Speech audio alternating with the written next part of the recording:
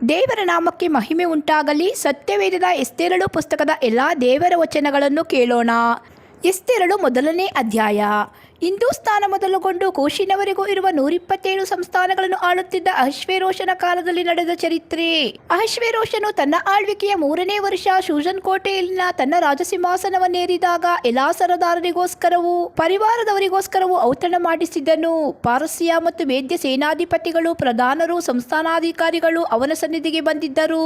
ಅವನು ಅನೇಕ ದಿವಸ, ಅಂದರೆ 180 ದಿವಸಗಳವರೆಗೂ ಅವರಿಗೆ ತನ್ನ ಘನವಾದ ರಾಜ್ಯದ ಐಶ್ವರ್ಯವನ್ನು, ಮಹಾಮಹಿಮೆ, ವೈಭವಗಳನ್ನು ತೋರಿಸಿದನು. ಆ ದಿನಗಳಾದ ನಂತರ ಅರಸನು ಶೂಷನ್ ಕೋಟೆಯಲ್ಲಿದ್ದ ಎಲ್ಲಾ ಶ್ರೇಷ್ಠರಿಗೂ ಕನಿಷ್ಠರಿಗೂ ಅರಮನೆ ತೋಟದ ಬಯಲಿನಲ್ಲಿ 7 ದಿನಗಳವರೆಗೂ ಔತಣ ಮಾಡಿಸಿದನು. ಅಲ್ಲಿ ಬಿಳಿ ನೂಲಿನ ಬಟ್ಟೆಗಳು, ನೀಲಿ ಬಟ್ಟೆಗಳು, ಧೂಮ್ರ ವರ್ಣವುಳ್ಳ ನಾರಿನ ದಾರದಿಂದ ಸಂಗಮೀರ ಕಲ್ಲು ಕಂಬಗಳಲ್ಲಿನ ಬೆಳ್ಳಿಯ ಉಂಗುರಗಳಿಗೆ ಕಟ್ಟಲ್ಪಟ್ಟಿದ್ದವು. ಜರತಾರಿಯ ಕಸೂತಿ ಹಾಕಿರುವ ಲೋಟಗಳು ಕೆಂಪು, ಬಿಳಿ, ಹಳದಿ, ಕಪ್ಪು ಬಣ್ಣಗಳುಳ್ಳ ಸಂಗಮೀರ ಕಲ್ಲುಗಳಿಂದ ರಚಿತವಾದ ನೆಲೆಗಟ್ಟಿನ ಮೇಲೆ ಇಡಲ್ಪಟ್ಟಿದ್ದವು. ಪಾನಪಾತ್ರೆಗಳು ಬಂಗಾರದವುಗಳು, ನಾನಾ ಆಕಾರದವುಗಳು ಆಗಿದ್ದವು. ರಾಜದ್ರಾಕ್ಷಾರಸವು ಅರಸರ ಔದಾರ್ಯಕ್ಕೆ ತಕ್ಕಂತೆ ಧಾರಾಳವಾಗಿತ್ತು. ಪಾನ ಮಾಡುವುದರಲ್ಲಿ ಯಾರಿಗೂ ಒತ್ತಾಯ ಮಾಡಬಾರದೆಂದು ಕ್ರಮವಿತ್ತು.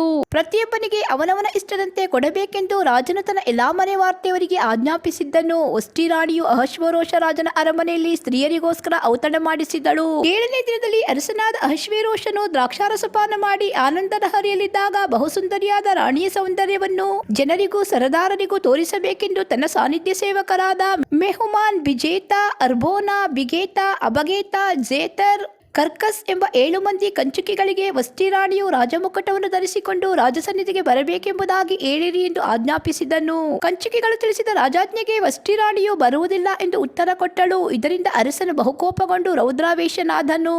ವಿಧಿನ್ಯಾಯಗಳನ್ನು ಬಲ್ಲವರೆಲ್ಲರ ಮುಂದೆ ಅರಮನೆಯ ಸಂಗತಿಗಳನ್ನು ಇಡುವ ಪದ್ಧತಿ ಇತ್ತು. ಅರಸನಾದ ಅಹಷ್ವೇರೋಷನ ಒಡ್ಡೋಲಗದಲ್ಲಿ ರಾಜ ಸಾನ್ನಿಧ್ಯ ಸೇವಕರು, ರಾಜಸಭಾ ಪ್ರಧಾನರು ಆಗಿದ್ದ ಕರ್ಷಿನ, ಶೆತಾರ್, ಅದ್ಮತಾ, ತರ್ಷೀಸ್, ಮೆರೆಸ್, ಮರ್ಸೇನಾ, ಮೆಮೂಕಾನ್ ಎಂಬ 7 ಮಂದಿ ಪಾರಸಿಯ ಮತ್ತು ಮೇದ್ಯ ಪ್ರಭುಗಳಿದ್ದರು. ಅವನು ಸಮಯೋಚಿತ ಜ್ಞಾನವುಳ್ಳವರಾದ ಇವರನ್ನು ಕಂಚುಕಿಗಳ ಮುಖಾಂತರ ತನಗುಂಟಾದ ರಾಜಾಜ್ಞೆಯನ್ನು ಕೈಕೊಳ್ಳದೆ ಹೋದ ವಷ್ಟಿ ರಾಣಿಗೆ ನಿಯಮದ ಪ್ರಕಾರ ಮಾಡತಕ್ಕದ್ದೇನು ಎಂದು ಕೇಳಲು, ಮೆಮುಕಾನನು ಅರಸನ ಮತ್ತು ಸರದಾರರ ಮುಂದೆ ವಷ್ಟಿ ರಾಣಿಯ ಅಪರಾಧವು ಅರಸನೊಬ್ಬನಿಗೆ ವಿರುದ್ಧವಾದದಲ್ಲ, ಅರಸನಾದ ಅಹಷ್ವೇರೋಷನಿಗೆ ಸೇರಿರುವ ಎಲ್ಲಾ ಸಂಸ್ಥಾನಗಳ ಸರದಾರರಿಗೂ ಜನರಿಗೂ ವಿರುದ್ಧವಾದದ್ದು.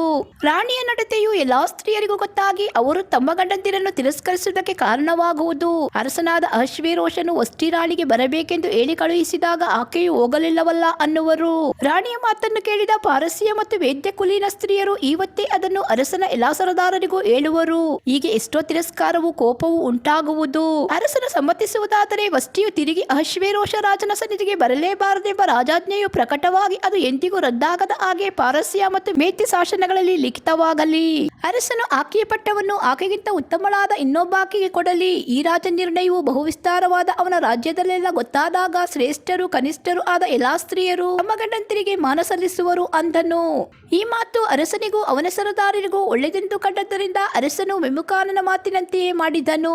ಅವನು ಪ್ರತಿಯೊಂದು ಕುಟುಂಬದಲ್ಲಿ ಪುರುಷನೇ ಒಡೆಯನಾಗಿದ್ದು ಅವನ ಸ್ವಜನರ ಭಾಷೆಯೇ ಉಪಯೋಗವಾಗಬೇಕೆಂಬುದಾಗಿ ಎಲ್ಲಾ ರಾಜ ಸಂಸ್ಥಾನಗಳಲ್ಲಿ ಪತ್ರಗಳ ಮೂಲಕ ಪ್ರಕಟಿಸಿದನು. ಈ ಪತ್ರಗಳು ಆಯಾ ಸಂಸ್ಥಾನಗಳ ಬರಹಗಳಲ್ಲಿಯೂ ಆಯಾ ಜನಾಂಗಗಳ ಭಾಷೆಗಳಲ್ಲಿಯೂ ಬರೆಯಲ್ಪಟ್ಟವು. ಎಸ್ತೇರಳು 2ನೇ ಅಧ್ಯಾಯ. ಇದಾದ ನಂತರ ಅರಸನಾದ ಅಹಷ್ವೇರೋಷನು ಕೋಪವನ್ನು ಬಿಟ್ಟು ವಷ್ಟಿಯನ್ನು ಆಕೆ ಮಾಡಿದ್ದನು. ಆಕೆಯ ವಿಷಯವಾದ ತೀರ್ಪನ್ನು ನೆನಪು ಮಾಡಿಕೊಳ್ಳುತ್ತಿರಲು ಅವನ ಸೇವೆ ಮಾಡುತ್ತಿರುವ ರಾಜಪರಿವಾರದವರು ಅವನಿಗೆ, ಅರಸನಿಗೋಸ್ಕರ ಸುಂದರಿಯರಾದ ಕನ್ಯೆಯರನ್ನು ಹುಡುಕುವುದಕ್ಕೆ ಅಪ್ಪಣೆ ಮಾಡಬೇಕು. ಅರಸನು ತನ್ನ ರಾಜ್ಯದ ಎಲ್ಲಾ ಸಂಸ್ಥಾನಗಳಿಗೆ ಕಾರಬಾರಿಗಳನ್ನು ಕಳುಹಿಸಬೇಕು. ಅವರು ಸುಂದರಿಯರಾದ ಎಲ್ಲಾ ಕನ್ಯೆಯರನ್ನು ಶೂಷನ್ ಕೋಟೆಯ ಅಂತಃಪುರದಲ್ಲಿ ಕೂಡಿಸಿ ಅಂತಃಪುರ ಪಾಲಕನು ರಾಜಕಂಚುಕಿಯೂ ಆದ ಹೆಗೇಯ ವಶಕ್ಕೆ ಕೊಡಲಿ.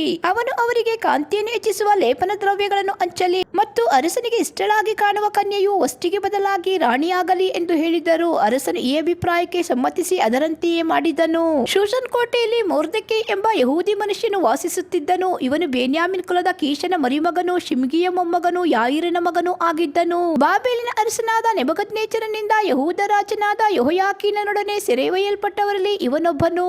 ಇವನು ಎಸ್ತರಳೆಂಬ ಹೆಸರನ್ನು ಪಡೆದ ಅದೆಸಾ ಎಂಬ ತನ್ನ ಚಿಕ್ಕಪ್ಪನ ಅನಾಥಳಾದ ಮಗಳನ್ನು ತಂದೆ ತಾಯಿಗಳು ಸತ್ತಂದಿನಿಂದ ಪುತ್ರಿಯನ್ನಾಗಿ ಸ್ವೀಕರಿಸಿ ಸಾಕುತ್ತಿದ್ದನು.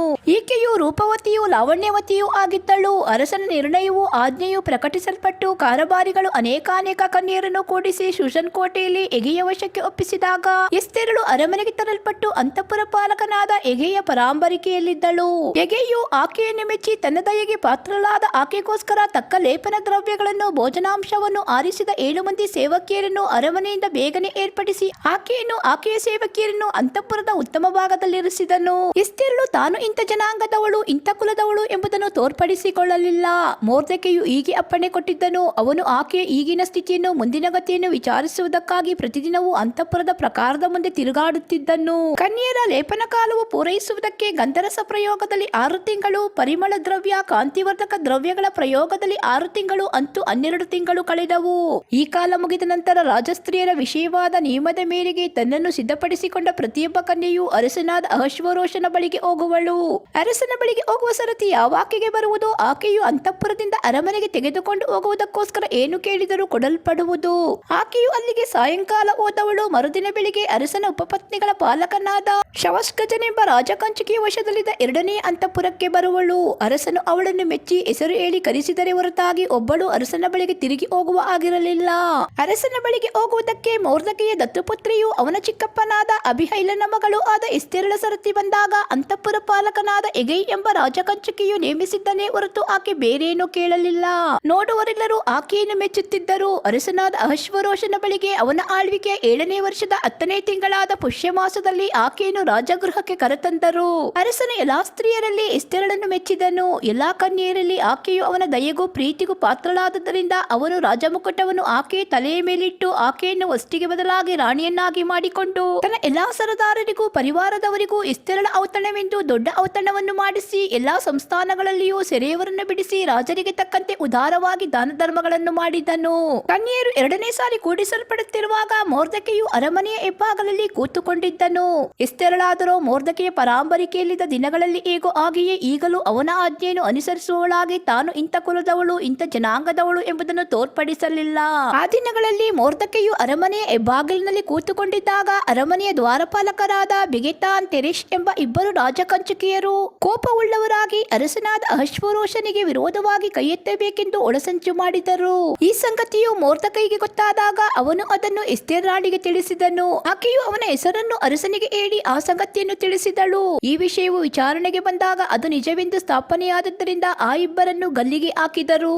ಆ ಸಂಗತಿಯು ರಾಜನ ದಿನಚರಿಯ ಪುಸ್ತಕದಲ್ಲಿ ಬರೆಯಲ್ಪಟ್ಟಿತು. ಎಸ್ತೇರಳು 3ನೇ ಅಧ್ಯಾಯ. ಇದಾದ ನಂತರ ಅರಸನಾದ ಅಹಷ್ವೇರೋಷನು ಆಗಾಗನ ವಂಶದವನು ಎಮ್ಮೆದಾತನ ಮಗನೂ ಆದ ಆಮಾನನನ್ನು ಪದವಿಯಲ್ಲಿ ಹೆಚ್ಚಿಸಿ ಅವನಿಗೆ ದೊಡ್ಡ ಅಧಿಕಾರವನ್ನು ಕೊಟ್ಟು ತನ್ನ ಒಡ್ಡೋಲಗದ ಎಲ್ಲಾ ಸರದಾರರಲ್ಲಿ ಅವನಿಗೆ ಪ್ರಥಮಾಸನವನ್ನು ಅನುಗ್ರಹಿಸಿದನು. ಅರಸನು ರಾಜನಿವೇಶನದಲ್ಲಿರುವ ರಾಜಸೇವಕರೆಲ್ಲರೂ ಆಮಾನನಿಗೆ ಸಾಷ್ಟಾಂಗ ನಮಸ್ಕಾರ ಮಾಡಬೇಕೆಂದು ಅಪ್ಪಣೆ ಮಾಡಿದ್ದರಿಂದ ಎಲ್ಲರೂ ಹಾಗೆಯೇ ಮಾಡುತ್ತಿದ್ದರು. ಆದರೆ ಮೊರ್ದೆಕೈಯು ಅವನಿಗೆ ಸಾಷ್ಟಾಂಗ ನಮಸ್ಕಾರ ಮಾಡಲಿಲ್ಲ. ರಾಜಗೃಹ ನಿವೇಶನದಲ್ಲಿದ್ದ ರಾಜಸೇವಕರು ನೀನು ರಾಜಾಜ್ಞೆಯನ್ನು ಮೀರುವುದೇಕೆ ಎಂದು ಹೇಳಿ ದಿನಂಪ್ರತಿ ಅವನನ್ನು ಎಚ್ಚರಿಸಿದರೂ ಅವನು ಮಣಿಯಲಿಲ್ಲ. ಆದ್ದರಿಂದ ಅವರು ತಾನು ಯೆಹೂದ್ಯನೆನ್ನುವ ಮೊರ್ದೆಕೈಯ ಹೆಮ್ಮೆಯ ಆಟವು ಸಾಗುವುದೇನೋ ನೋಡೋಣ ಎಂದುಕೊಂಡು ಅದನ್ನು ಆಮಾನನಿಗೆ ತಿಳಿಸಿದರು. ಮೊರ್ದೆಕೈಯು ತನಗೆ ಸಾಷ್ಟಾಂಗ ನಮಸ್ಕಾರ ಮಾಡುವುದಿಲ್ಲವೆಂದು ಆಮಾನನು ನೋಡಿ ಬಹುಕೋಪವುಳ್ಳವನಾದನು. ಅವನು ಮೊರ್ದೆಕೈಯೊಬ್ಬನ ಮೇಲೆ ಕೈ ಎತ್ತುವುದು ಸಾಲದೆಂದೆಣಿಸಿ ಇವನು ಯಹೂದ ಜನಾಂಗದವನೆಂದು ಕೇಳಿದ ಮೇಲೆ ಅಹಷ್ವೇರೋಷನ ರಾಜ್ಯದಲ್ಲಿದ್ದ ಮೊರ್ದೆಕೈಯ ಬಂಧುಗಳನ್ನು ಅಂದರೆ ಎಲ್ಲಾ ಯಹೂದ್ಯರನ್ನು ಸಂಹರಿಸಬೇಕೆಂದು ನಿರ್ಣಯಿಸಿಕೊಂಡನು. ಅರಸನಾದ ಅಹಷ್ವೇರೋಷನ ಆಳ್ವಿಕೆಯ 12ನೇ ವರ್ಷದ 1ನೇ ತಿಂಗಳಾದ ಚೈತ್ರ ಮಾಸದಲ್ಲಿ ಆಮಾನನ ಮುಂದೆ ಶುಭ ಮಾಸವು ಶುಭ ದಿವಸವು ಯಾವುದೆಂದು ತಿಳ್ಕೊಳ್ಳುವುದಕ್ಕೆ ಪೂರನ್ನು ಅಂದರೆ ಚೀಟನ್ನು ಹಾಕಲು ಚೀಟು 12ನೇ ತಿಂಗಳಾದ ಫಾಲ್ಗುಣ ಮಾಸದ 13ನೇ ದಿನಕ್ಕೆ ಬಿತ್ತು. ಆಮಾನನು ಅರಸನಾದ ಅಹಷ್ವೇರೋಷನಿಗೆ ನಿನ್ನ ರಾಜ್ಯದ ಎಲ್ಲಾ ಸಂಸ್ಥಾನಗಳಲ್ಲಿ ಒಂದು ಜನಾಂಗವಿರುತ್ತದೆ. ಅದು ಇತರ ಜನಾಂಗಗಳವರ ಮಧ್ಯದಲ್ಲಿ ಹರಡಿದ್ದರೂ ಅವರಿಂದ ಪ್ರತ್ಯೇಕವಾಗಿಯೇ ಇರುತ್ತದೆ. ಆ ಜನಾಂಗದವರ ನಿಯಮಗಳು ಇತರ ಎಲ್ಲ ಜನಾಂಗಗಳವರ ನಿಯಮಗಳಿಗೆ ಬೇರೆಯಾಗಿರುತ್ತವೆ. ಅರಸನ ನಿಯಮಗಳನ್ನಂತೂ ಅವರು ಅನುಸರಿಸುವುದೇ ಇಲ್ಲ. ಅರಸನು ಅವರನ್ನು ಸುಮ್ಮನೆ ಬಿಡುವುದು ಉಚಿತವಲ್ಲ. ಅರಸನ ಚಿತ್ತ ಬಂದರೆ ಅವರನ್ನು ಸಂಹರಿಸಬೇಕು ಎಂದು ರಾಯಸವು ಹೊರಡಲಿ. ಹಾಗೆ ಮಾಡಿದರೆ ನಾನು ರಾಜಭಂಡಾರಗಳಿಗೆ ಸೇರಿಸುವುದಕ್ಕೋಸ್ಕರ 10,000 ತಲಾಂತು ಬೆಳ್ಳಿಯನ್ನು ತೂಕ ಮಾಡಿ ಉದ್ಯೋಗಸ್ಥರ ಕೈಗೆ ಒಪ್ಪಿಸುವೆನು ಎಂದು ಹೇಳಿದನು.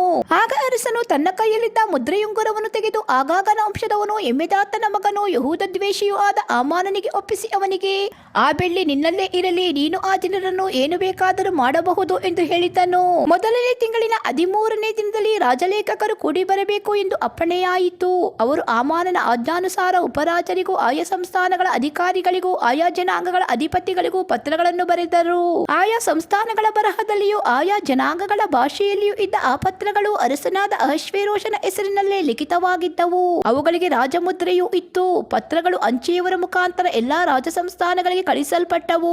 ಅವುಗಳಲ್ಲಿ ಒಂದೇ ದಿನದಲ್ಲಿ, ಅಂದರೆ 12ನೇ ತಿಂಗಳಾದ ಫಾಲ್ಗುಣ ಮಾಸದ 13ನೇ ದಿನದಲ್ಲಿ ಹುಡುಗರು, ಮುದುಕರು, ಹೆಂಗಸರು, ಮಕ್ಕಳು ಎಂದು ನೋಡದೆ ಎಲ್ಲಾ ಯಹೂದ್ಯರನ್ನು ಕೊಲ್ಲಿರಿ, ಸಂಹರಿಸಿರಿ, ನಿರ್ನಾಮಗೊಳಿಸಿರಿ, ಅವರ ಸೊತ್ತನ್ನು ಸೂರೆ ಮಾಡಿರಿ ಎಂದು ಎಲ್ಲರೂ ಆ ದಿನದಲ್ಲಿ ಸಿದ್ಧರಾಗಿರುವ ಹಾಗೆ ಈ ಪತ್ರದ ಒಂದೊಂದು ಪ್ರತಿಯು ಪ್ರತಿಯೊಂದು ಸಂಸ್ಥಾನದಲ್ಲಿ ರಾಜವಿಧಿ ಎಂದು ಎಲ್ಲಾ ಜನರಲ್ಲಿಯೂ ಪ್ರಕಟಿಸಲ್ಪಡಬೇಕು ಎಂದು ಬರೆದಿತ್ತು. ಈ ನಿರ್ಣಯವು ಶೂಷನ್ ಕೋಟೆಯಲ್ಲಿ ಪ್ರಕಟವಾದಾಗಲೇ ಅಂಚೆಯವರು ರಾಜಾಜ್ಞೆಯ ಮೇರೆಗೆ ಶೀಘ್ರವಾಗಿ ಹೊರಟರು. ಅರಸನಾದರ ಆಮಾನನೊಡನೆ ಸುರಪಾನ ಮಾಡುವುದಕ್ಕೆ ಕೂತುಕೊಂಡನು. ಅತ್ತ ಶೂಷನ್ ಪಟ್ಟಣದಲ್ಲಿ ತಳಮಳ ಉಂಟಾಯಿತು. ಎಸ್ತೇರಳು 4ನೇ ಅಧ್ಯಾಯ. ಮೊರ್ದೆಕೈಯು ನಡೆದದನ್ನೆಲ್ಲ ಕೇಳಿದಾಗ ಬಟ್ಟೆಗಳನ್ನು ಹರಕೊಂಡು ಗೋಣಿತಟ್ಟನ್ನು ಕಟ್ಟಿಕೊಂಡು ಬೂದಿಯನ್ನು ಹಾಕಿಕೊಂಡು ಪಟ್ಟಣದ ಮಧ್ಯದಲ್ಲಿ ಹೋಗುತ್ತಾ ದುಃಖಾತಿಶಯದಿಂದ ಗೋಳಾಡಿ ಅರಮನೆಯ ಹೆಬ್ಬಾಗಿಲಿನ ಮುಂದೆ ಬಂದನು. ಗೋಣಿತಟ್ಟು ಕಟ್ಟಿಕೊಂಡವರು ಒಳಗೆ ಹೋಗಬಾರದೆಂದು ಅಪ್ಪಣೆಯಾಗಿತ್ತು. ಯಾವ ಯಾವ ಸಂಸ್ಥಾನಗಳಲ್ಲಿ ಅರಸನ ಆಜ್ಞೆಯು ನಿರ್ಣಯವು ಪ್ರಕಟವಾದವೋ ಅಲ್ಲೆಲ್ಲ ಯಹೂದ್ಯರೊಳಗೆ ಮಹಾದುಃಖವು, ಉಪವಾಸ ರೋಧನ ಪ್ರಲಾಪಗಳು ಉಂಟಾದವು. ಅನೇಕರು ಗೋಣಿತಟ್ಟನ್ನು ಹಾಸಿ ಬೂದಿ ಹಾಕಿಕೊಂಡು ಅದರ ಮೇಲೆ ಕೂತರು. ಎಸ್ತೇರಳ ಸೇವಕಿಯರು ಕಂಚುಕಿಗಳು ರಾಣಿಯಾದ ಆಕೆಯ ಬಳಿಗೆ ಬಂದು ಅದನ್ನು ತಿಳಿಸಿದಾಗ ಆಕೆಯು ಬಹಳವಾಗಿ ಕಳವಳಗೊಂಡು ಮೊರ್ದೆಕೈಗೆ ವಸ್ತ್ರಗಳನ್ನು ಕಳುಹಿಸಿ ಗೋಣಿತಟ್ಟನ್ನು ತೆಗೆದು ಬಿಟ್ಟು ಇವುಗಳನ್ನು ಧರಿಸಿಕೋ ಎಂದು ಹೇಳಿಸಿದಳು. ಆದರೆ ಅವನು ಅವುಗಳನ್ನು ಸ್ವೀಕರಿಸಲಿಲ್ಲ. ಆಗ ಆಕೆ ಅರಸನಿಂದ ತನ್ನ ಸೇವೆಗೋಸ್ಕರ ನೇಮಿಸಲ್ಪಟ್ಟಿದ್ದ ಅತಾಕನೆಂಬ ರಾಜಕಂಚುಕಿಯನ್ನು ಕರೆಸಿ, ನೀನು ಮೊರ್ದೆಕೈಯ ಬಳಿಗೆ ಹೋಗಿ ಇದೇನು, ಯಾಕೆ ಎಂದು ವಿಚಾರಿಸಿಕೊಂಡು ಬಾ ಎಂದು ಹೇಳಿ ಕಳುಹಿಸಿದಳು. ಅತಾಕನು ಅರಮನೆಯ ಬಾಗಿಲಿನ ಮುಂದಿರುವ ಪಟ್ಟಣದ ಬಯಲಿಗೆ ಮೊರ್ದೆಕೈ ಹತ್ತಿರ ಹೋದಾಗ ಮೊರ್ದೆಕೈಯು ತನಗೆ ಸಂಭವಿಸಿದೆಲ್ಲವನ್ನು ಆಮಾನನು ಯಹೂದ್ಯರನ್ನು ನಾಶ ಮಾಡಲು ಅಪ್ಪಣೆ ಪಡೆದುಕೊಳ್ಳುವುದಕ್ಕಾಗಿ ರಾಜಭಂಡಾರಕ್ಕೆ ತೂಕ ಮಾಡಿಕೊಡುತ್ತೇನೆಂದು ವಾಗ್ದಾನ ಮಾಡಿದ ಸರಿಯಾದ ಹಣದ ಗಂಟು ಇಷ್ಟೆಂಬುದನ್ನು ಅವನಿಗೆ ತಿಳಿಸಿದ್ದಲ್ಲದೆ ತಮ್ಮನ್ನು ಸಂಹರಿಸುವುದಕ್ಕೋಸ್ಕರ ಶೂಷನಿನಲ್ಲಿ ಪ್ರಕಟವಾದ ರಾಜಶಾಸನದ ಒಂದು ಪ್ರತಿಯನ್ನು ಕೊಟ್ಟು ಇದನ್ನು ಎಸ್ತೇರಳಿಗೆ ತೋರಿಸಿ ವಿವರಿಸು. ಮತ್ತು ಆಕೆಯು ಅರಸನ ಬಳಿಗೆ ಹೋಗಿ ಅವನು ಕೃಪೆ ತೋರಿಸುವಂತೆ ಅವನ ಸನ್ನಿಧಿಯಲ್ಲಿ ತನ್ನ ಜನರಿಗೋಸ್ಕರ ಬಿನ್ನಹ ಮಾಡಲಿ ಎಂದು ಹೇಳಿ ಕಳುಹಿಸಿದನು. ಅತಾಕನು ಹಿಂತಿರುಗಿ ಬಂದು ಎಸ್ತೇರಳಿಗೆ ಮೊರ್ದೆಕೈಯ ಮಾತುಗಳನ್ನು ತಿಳಿಸಲು ಎಸ್ತೇರಳು ಅವನನ್ನು ತಿರುಗಿ ಮೊರ್ದೆಕೈಯ ಹತ್ತಿರ ಕಳುಹಿಸಿ, ಅರಸನು ಕರೆಸಿದರೆ ಹೊರತು ಅವನ ಬಳಿಗೆ ಒಳಗಣ ಪ್ರಕಾರಕ್ಕೆ ಹೋಗುವವರು ಮರಣದಂಡನೆಗೆ ಪಾತ್ರರಾಗುವರು ಎಂಬ ಒಂದೇ ನಿಯಮವು ಎಲ್ಲಾ ಸ್ತ್ರೀ ಪುರುಷರಿಗುಂಟು. ಯಾರ ಕಡೆಗೆ ಅವನು ತನ್ನ ಸುವರ್ಣದಂಡವನ್ನು ಚಾಚುವನು ಅವರು ಮಾತ್ರ ಜೀವದಿಂದುಳಿಯುವರೆಂಬುದು ಅರಸನ ಎಲ್ಲಾ ಸೇವಕರಿಗೂ ಸಂಸ್ಥಾನಗಳ ಎಲ್ಲಾ ಜನರಿಗೂ ಗೊತ್ತುಂಟಲ್ಲ. ನನಗಂತೂ 30 ದಿನಗಳಿಂದ ಅರಸನ ಬಳಿಗೆ ಹೋಗುವುದಕ್ಕೆ ಆಮಂತ್ರಣವಾಗಲಿಲ್ಲ ಎಂದು ಹೇಳಿಸಿದಳು. ಅತಾಕನು ಎಸ್ತೇರಳ ಮಾತುಗಳನ್ನು ಮೊರ್ದೆಕೈಗೆ ತಿಳಿಸಿದಾಗ ಅವನು ತಿರುಗಿ ಎಸ್ತೇರಳಿಗೆ, ಯಹೂದ್ಯರೆಲ್ಲ ನಾಶವಾದರೂ ನಾನೊಬ್ಬಳೇ ಅರಮನೆಯಲ್ಲಿರುವುದರಿಂದ ಉಳಿಯುವೆನು ಎಂದು ಭಾವಿಸಿಕೊಳ್ಳಬೇಡ. ನೀನು ಈಗ ಸುಮ್ಮನಿದ್ದು ಬಿಟ್ಟರೆ ಬೇರೆ ಕಡೆಯಿಂದ ಯಹೂದ್ಯರಿಗೆ ಸಹಾಯವೂ ವಿಮೋಚನೆಯೂ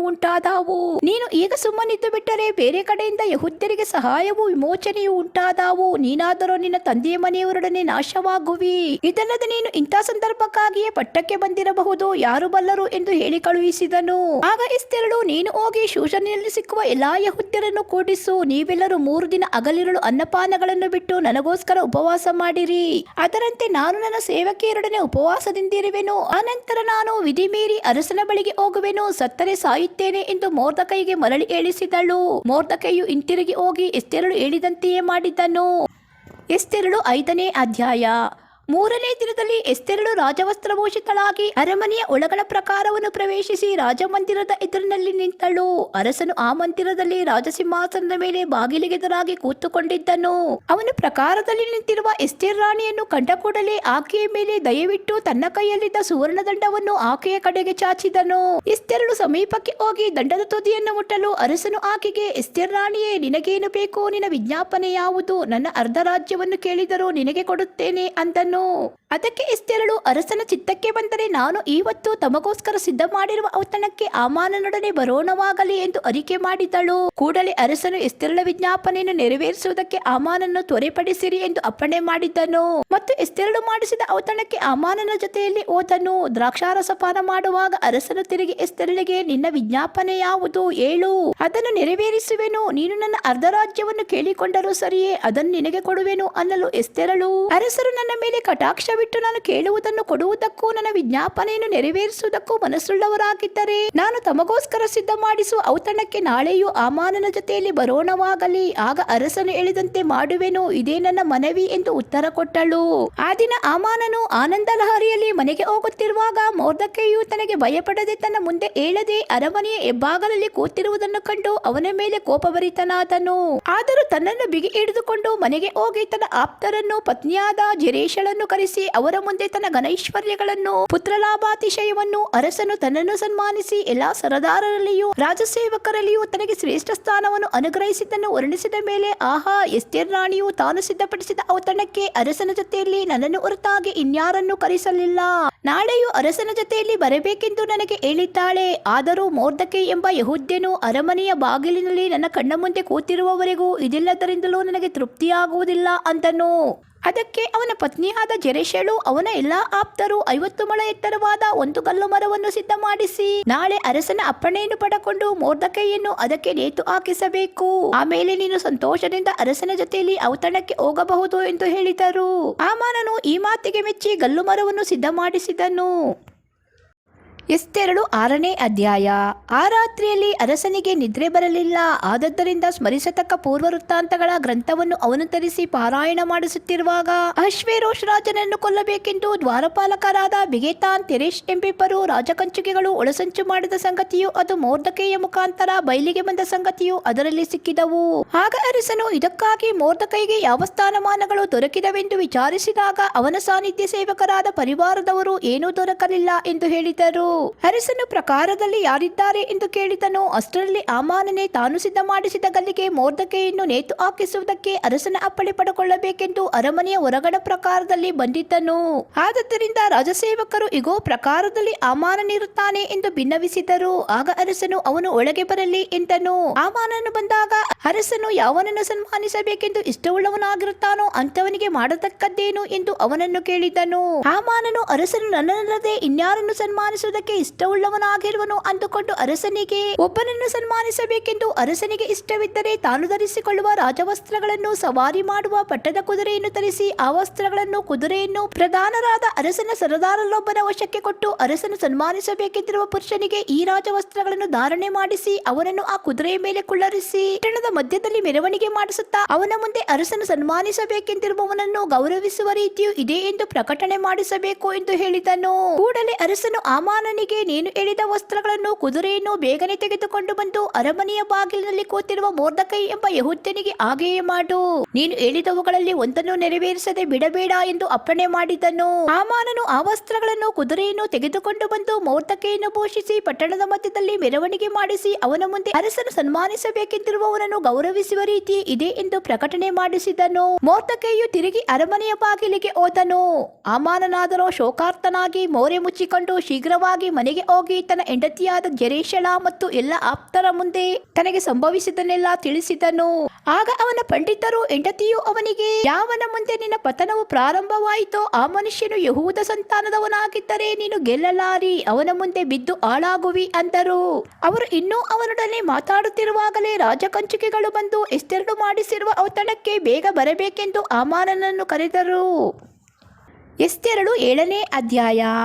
ಅರಸನು ಹಾಮಾನನೊಡನೆ ಎಸ್ತೇರಳ ಗೃಹಕ್ಕೆ ಔತಣಕ್ಕೋಸ್ಕರ ಬಂದನು. ಅವನು ಈ 2ನೇ ದಿನದಲ್ಲಿಯೂ ದ್ರಾಕ್ಷಾರಸ ಪಾನ ಮಾಡುತ್ತಿರುವಾಗ ಎಸ್ತೇರಳಿಗೆ, ಎಸ್ತೇರ್ ರಾಣಿಯೇ, ನಿನ್ನ ವಿಜ್ಞಾಪನೆ ಯಾವುದು? ಹೇಳು, ಅದನ್ನು ನೆರವೇರಿಸುವೆನು. ನೀನು ನನ್ನ ಅರ್ಧ ರಾಜ್ಯವನ್ನು ಕೇಳಿಕೊಂಡರೂ ಸರಿಯೇ, ಅದನ್ನು ನಿನಗೆ ಕೊಡುವೆನು ಎಂದು ಹೇಳಿದನು. ಆಗ ಎಸ್ತೇರ್ ರಾಣಿಯು, ಅರಸನು ನನ್ನ ಮೇಲೆ ಕಟಾಕ್ಷವಿಟ್ಟು ಸಮ್ಮತಿಸುವುದಾದರೆ ನನ್ನ ವಿಜ್ಞಾಪನೆಯನ್ನು ಪ್ರಾರ್ಥನೆಯನ್ನು ಲಾಲಿಸಿ ನನ್ನ ಜೀವವನ್ನು ಜನಾಂಗವನ್ನು ಉಳಿಯಗೊಳಿಸಬೇಕು.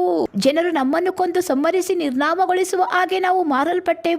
ದಾಸದಾಸಿಯರಾಗುವುದಕ್ಕೆ ಮಾರಲ್ಪಟ್ಟಿದ್ದರೆ ಆ ಕಷ್ಟದ ವಿಷಯದಲ್ಲಿ ರಾಜನನ್ನು ತೊಂದರೆಪಡಿಸುವುದು ಯೋಗ್ಯವಲ್ಲವೆಂದು ಸುಮ್ಮನಿರುತ್ತಿದ್ದೆನು ಎಂದು ಉತ್ತರ ಕೊಟ್ಟಳು. ಅಹಷ್ವೇರೋಷ್ ರಾಜನು ಎಸ್ತೇರ್ ರಾಣಿಯನು, ಇಂಥ ದುಷ್ಕೃತ್ಯದ ಮೇಲೆ ಮನಸ್ಸಿಟ್ಟವನು ಯಾವನು? ಅವನೆಲ್ಲಿ ಎಂದು ಕೇಳಲು ಆಕೆಯು, ನಮ್ಮನ್ನು ಬಾಧಿಸಬೇಕೆಂದಿರುವ ಅಗೆಗಾರನು ಈ ದುಷ್ಟ ಹಾಮಾನನೇ ಅಂದಳು.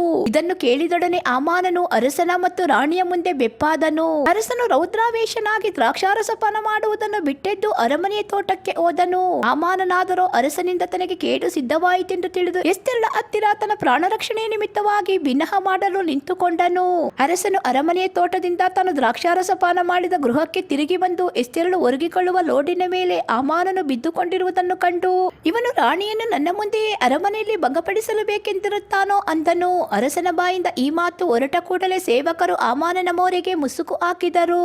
ಇದಲ್ಲದೆ ಅರಸನ ಸೇವೆ ಮಾಡುತ್ತಿದ್ದ ಕಂಚುಕಿಗಳಲ್ಲೊಬ್ಬನಾದ ಅರ್ಬೋನನು, ಇಗೋ, ಈ ಹಾಮಾನನ ಮನೆಯ ಹತ್ತಿರ ಅರಸನ ಪ್ರಾಣ ರಕ್ಷಣೆಗಾಗಿ ಸಮಾಚಾರವನ್ನು ತಿಳಿಸಿದ ಮೊರ್ದೆಕೈಯನ್ನು ನೇತು ಹಾಕಿಸುವುದಕ್ಕೆ ಇವನಿಂದ ಸಿದ್ಧ ಮಾಡಲ್ಪಟ್ಟ 50 ಮೊಳ ಎತ್ತರವಾದ ಗಲ್ಲು ಮರವಿರುತ್ತದಲ್ಲ ಅನ್ನಲು ಅರಸನು ಇವನನ್ನು ಅದಕ್ಕೆ ನೇತು ಹಾಕಿರಿ ಎಂದು ಆಜ್ಞಾಪಿಸಿದನು. ಹಾಮಾನನನ್ನು ಮೊರ್ದೆಕೈಗೋಸ್ಕರ ಸಿದ್ಧ ಮಾಡಿದ ಗಲ್ಲಿಗೆ ಹಾಕಿದರು. ಅರಸನ ಕೋಪವು ಶಾಂತವಾಯಿತು. ಎಸ್ತೇರಳು 8ನೇ ಅಧ್ಯಾಯ. ಆ ದಿನದಲ್ಲಿ ಅರಸನಾದ ಅಹಷ್ವೇರೋಷನು ಯೆಹೂದ್ಯರ ವೈರಿಯಾದ ಹಾಮಾನನ ಮನೆಯನ್ನು ಎಸ್ತೇರ್ ರಾಣಿಗೆ ಕೊಟ್ಟನು. ಆಕೆಯು ಮೊರ್ದೆಕೈಗೂ ತನಗೂ ಇರುವ ಸಂಬಂಧವನ್ನು ತಿಳಿಸಿದ್ದರಿಂದ ಅರಸನು ಮೊರ್ದೆಕೈಯನ್ನು ಒಡ್ಡೋಲಗದಲ್ಲಿ ಸೇರಿಸಿ ತಾನು ಹಾಮಾನನಿಂದ ತೆಗೆಸಿದ ತನ್ನ ಮುದ್ರೆಯುಂಗುರವನ್ನು ಅವನಿಗೆ ಕೊಟ್ಟನು. ಎಸ್ತೇರಳು ಹಾಮಾನನ ಮನೆಯ ಆಡಳಿತವನ್ನು ಅವನಿಗೆ ಒಪ್ಪಿಸಿದಳು.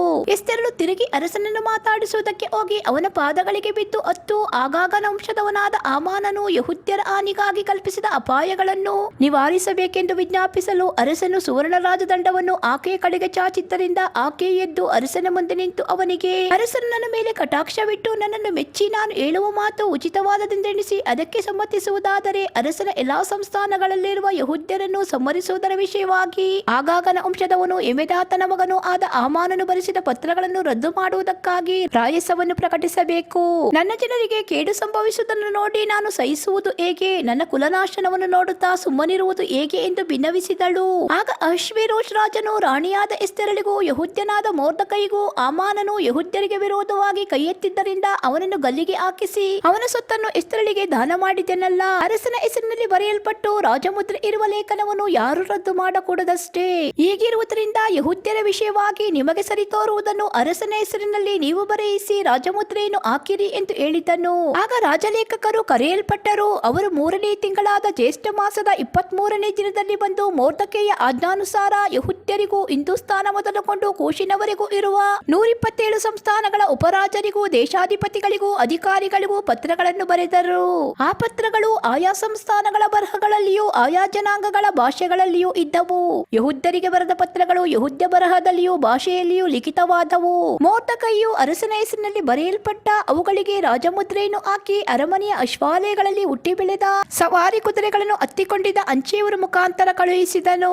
ಆ ಪತ್ರಗಳಿಂದ ಅರಸನು ಅಹಷ್ವೇರೋಷ್ ರಾಜನ ಎಲ್ಲಾ ಸಂಸ್ಥಾನಗಳ ಆಯಾ ಪಟ್ಟಣಗಳಲ್ಲಿರುವ ಯೆಹೂದ್ಯರು ಒಂದೇ ದಿನದಲ್ಲಿ, ಅಂದರೆ 12ನೇ ತಿಂಗಳಾದ ಫಾಲ್ಗುಣ ಮಾಸದ 13ನೇ ದಿನದಲ್ಲಿ ಕೂಡಿಕೊಂಡು ತಮ್ಮ ಪ್ರಾಣ ರಕ್ಷಣೆಗಾಗಿ ಎದ್ದು ತಮಗೆ ವಿರೋಧವಾಗಿ ಆಯುಧಗಳೊಡನೆ ನೆರೆದು ಬರುವ ಎಲ್ಲ ಜನಾಂಗಗಳವರನ್ನು ಸಂಸ್ಥಾನಗಳವರನ್ನು ಅವರ ಹೆಂಡತಿಯರು ಮಕ್ಕಳು ಸಹಿತವಾಗಿ ಕೊಂದು ಸಂಹರಿಸಿ ನಿರ್ನಾಮಗೊಳಿಸಿ ಅವರ ಸೊತ್ತನ್ನು ಸೂರೆ ಮಾಡಬೇಕೆಂದು ಈ ಪತ್ರದ ಒಂದೊಂದು ಪ್ರತಿಯನ್ನು ಪ್ರತಿಯೊಂದು ಸಂಸ್ಥಾನದಲ್ಲಿ ರಾಜವಿಧಿಯೆಂದು ಎಲ್ಲಾ ಜನರಲ್ಲಿ ಪ್ರಕಟಿಸಬೇಕೆಂದು ಆ ದಿನದಲ್ಲಿ ಯೆಹೂದ್ಯರು ತಮ್ಮ ಶತ್ರುಗಳಿಗೆ ಮುಯಿ ತೀರಿಸುವುದಕ್ಕೆ ಸಿದ್ಧರಾಗಿರಬೇಕೆಂದು ಅಪ್ಪಣೆ ಮಾಡಿದ್ದನು.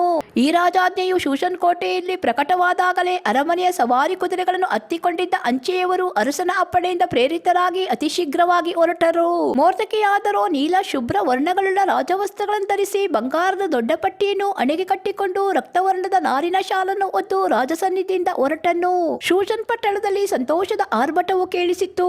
ಅಲ್ಲಿನ ಯೆಹೂದ್ಯರು ಸಂತೋಷ, ಹರ್ಷ, ಪ್ರಭಾವ, ತೇಜಸ್ಸುಗಳುಳ್ಳವರಾದರು. ರಾಜನಿರ್ಣಯ ಶಾಸನಗಳು ಪ್ರಕಟಿಸಲ್ಪಟ್ಟ ಪ್ರತಿಯೊಂದು ಸಂಸ್ಥಾನದಲ್ಲಿಯೂ ಪಟ್ಟಣದಲ್ಲಿಯೂ ಇದ್ದ ಯೆಹೂದ್ಯರಿಗೆ ಶುಭ ದಿನ ಉಂಟಾಯಿತು.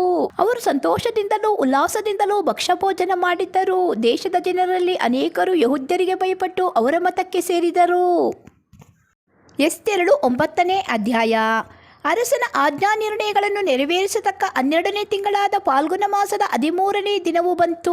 ಆ ದಿವಸದಲ್ಲಿ ಯೆಹೂದ್ಯರನ್ನು ಸ್ವಾಧೀನ ಮಾಡಿಕೊಳ್ಳಬಹುದೆಂದು ಅವರ ವೈರಿಗಳು ನಿರೀಕ್ಷಿಸಿಕೊಂಡಿದ್ದರು.